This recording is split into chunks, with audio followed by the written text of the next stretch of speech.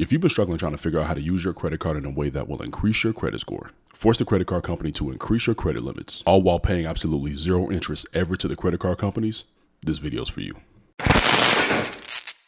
A few years ago, I released this video explaining exactly how I use my brand new credit cards in a way that gets me massive credit limit increases in no time. And let's just say that video went viral a few times. But the number one comment that I receive on that video every single time I release it is, Jay, when are you going to do a long form video explaining exactly how this works in a way that's a little slower and more digestible? Well, here you go.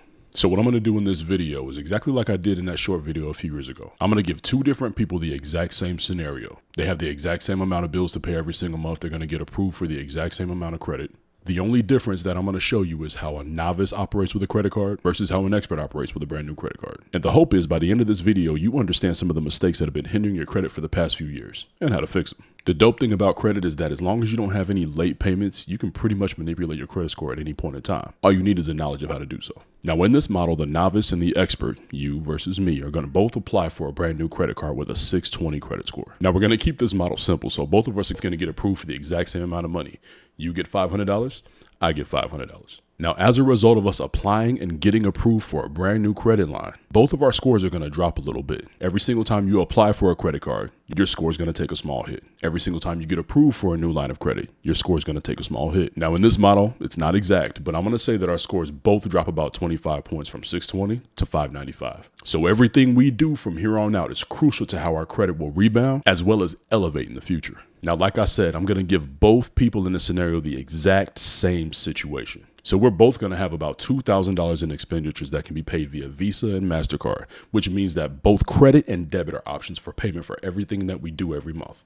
Now, the first thing that we're going to go over is how you, the novice in this situation, would operate with a new $500 credit card. In month one, obviously, you begin with a $500 credit limit. So like most financial and credit novices, this $500 is now burning a hole in your pocket. Now, you know you got bills and other things that need to be covered by this money, but now you've been struggling long enough. It's time to have a little bit of fun. So we're going to go out and blow $300 on something that we absolutely should not. So this probably bought you a brand new pair of shoes, but it's all good, right? Because you're just going to pay it back anyway. So no big deal. So now that you spent that $300, you now have a remaining $200 credit limit. Not too bad, as long as you pay it back. But is that what you do? No. You go ahead and make the minimum payment on that balance. And did you pay it by the statement date?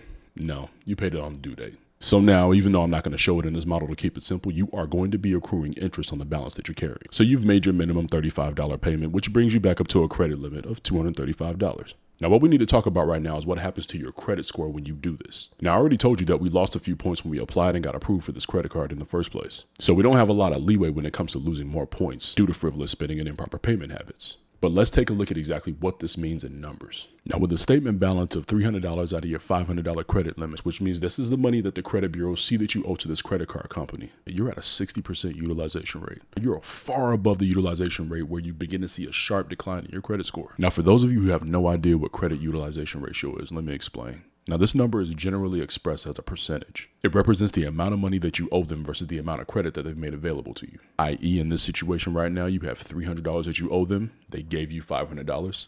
300 out of $500, 60% utilization rate. Now, the importance of this is that lenders use this number to help determine how well you're managing your current credit. Now, most people who are new to credit have no idea that a utilization rate of 0 to 9% will have an extremely positive impact on your credit score. When you search the internet trying to figure out what a proper utilization rate is, you'll often see the number 30%. 30% is not and has never been a good credit utilization rate. However, it is the threshold that determines whether or not you are becoming a high risk that's slightly out of control or a person who is in fact figuring out how to manage their money properly. Now, the moment you go over that 30%, and I do mean 31%, anywhere between 31% and 50%, you are now having a negative impact on your credit score. You are losing substantial points, which can cause damage in several different ways. Now, let's talk about the danger zone. When you get over 50%. At this number, your creditors are now deeming you an extremely high credit risk, and your situation is beginning to have an extraordinarily negative impact on your credit file. Now, why is utilization rate so important? Why does this mean so much to your credit score?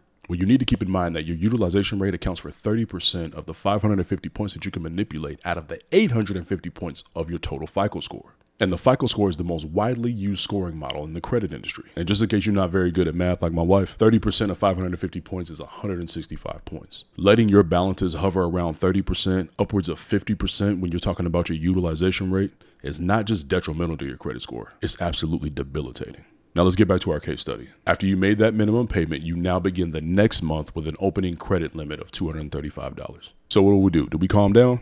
Do we chill out? Nah, we go ahead and run up another $120 and spend. We hitting the club, or we going shopping, or we going on an extra date night. Now this will take you all the way down to $115 left in that credit limit from that original $500. It's not looking good.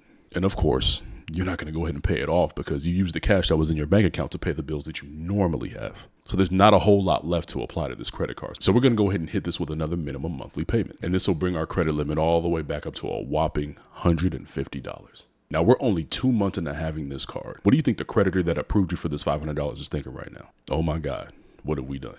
Now, you didn't pay that $35 before the statement day closed. No. You waited to pay it on the due date, which means that you accrued more interest from all those purchases that you made during the month and the last month. And what does that mean? Well, now that $385 has now reported to the credit bureaus and you're sitting at a nasty 77% utilization rate. You've now gone from undesirable to an alarmingly high risk. Now let's jump to month 3 where we'll see more of the same. You start off with a $150 beginning credit limit. You spend another $100 that you don't have to pay it back, which will drop you down to a $50 remaining credit limit, and you go ahead and make the minimum payment again on the due date yet again, accruing more interest from this month, the previous month, and the month before.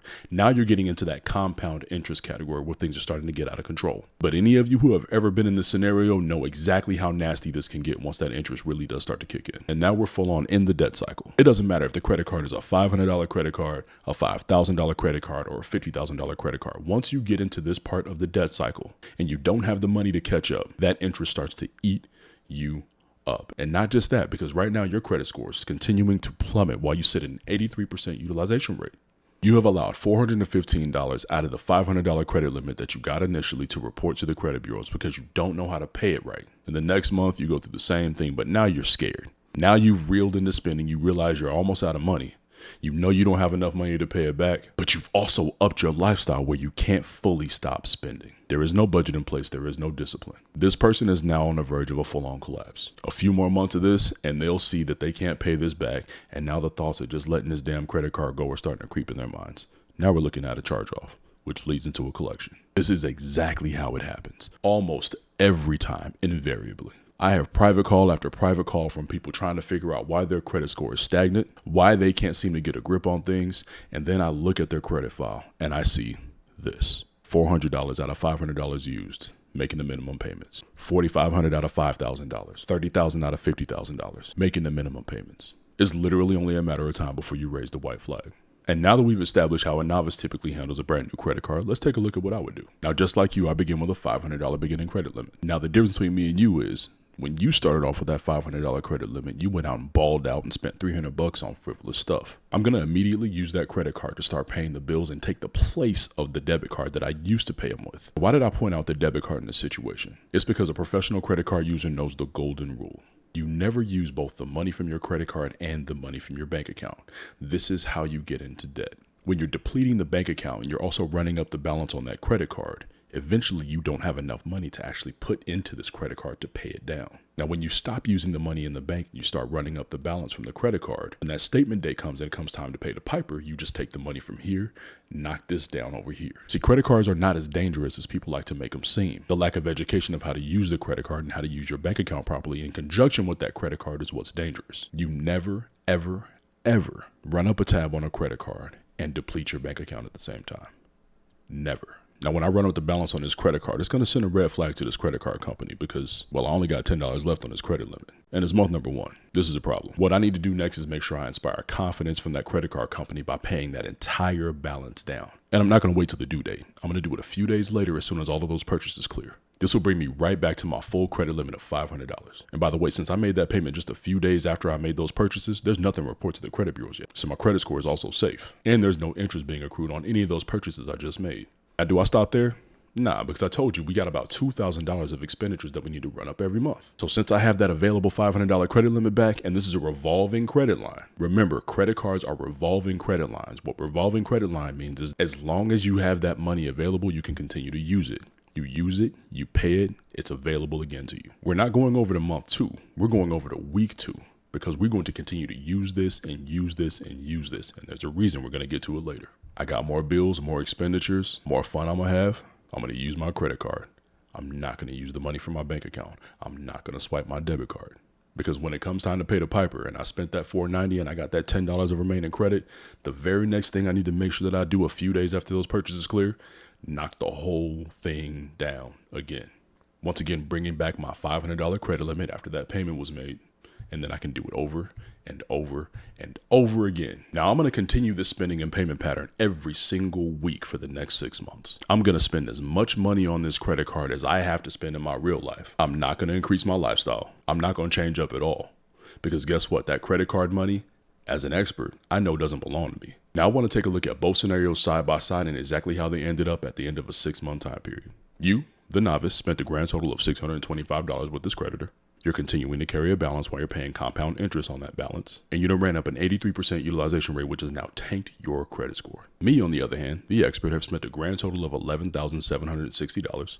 I'm carrying no balance, paid no interest, and I'm running a 0% utilization rate, which has skyrocketed my credit score. Now I know you're looking at these two numbers. Well, Jay, I actually won in the end because I only spent $625. You spent a whole bunch of money that you didn't need to spend.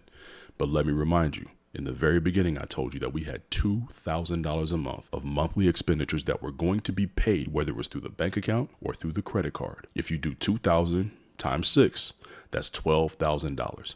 All of my expenses and not a dime extra went to the credit card, strengthening my relationship with that credit card issuer, building my credit score, depending on the credit card, possibly earning me rewards points. There's a whole plethora of things that come when you dedicate the money to a credit card and you don't deplete your bank account. You simply use the money in the bank to pay the credit card. So this wasn't frivolous spending. This was simply proper allocation of the funds. There's no debt here, no balances, no interest, no utilization. It's the perfect scenario. Now at this point, 6 months after we got this credit card, we are both looking to get credit limit increases. You, for a different reason than me. You actually need some breathing room because you've run up a balance and you need help with that utilization rate. But the problem is you represent a person that clearly doesn't understand how to operate credit properly. You're an extremely high risk because you still owe a large portion of that money that you borrowed to the creditor. And the biggest red flag for the creditor is based upon your payment history of those minimum payments at the due date. You have no real plan of paying them their money back. I, on the other hand, represent a person who not only understands how to operate credit, but I clearly need more money in order to possibly put myself in a financially compromised, balance carrying, interest paying predicament, like you. Now, unfortunately, you're still going to go apply for that credit limit increase, and because of all the reasons that I laid out before, you're going to get denied. Me, on the other hand, I'm going to get approved, and I'm probably going to get approved for somewhere north of $5,000 in the hopes that my discipline will wane, and I'll find myself in a situation where my income doesn't match the money that I spent with them, and interest starts to be paid. But it's never going to happen. Listen, you guys, if I haven't made it clear, credit education is key. The way you do things is key. Having discipline is key. Having a plan is key. Understanding what bad debt is and what it isn't is key. Because you got financial gurus around here like Susie Orman and Dave Ramsey talking this crap about credit cards being bad debt. And it's not credit cards that's bad debt. It's bad habits that are bad debt. I don't care what tool you're wielding. If you don't have the proper knowledge on how to operate it, you are doomed to misuse it. If you were doomed to misuse it, you are doomed to injure yourself. Listen, I hope that this video was educational for you guys. And if you like content like this, go ahead and like, subscribe, and make sure you turn on that notification bell so you get notified when I drop new videos. Other than that, I just want to let you guys know how much I appreciate you because I know you can go anywhere on the internet to get your credit education, but you're here with me. Be blessed.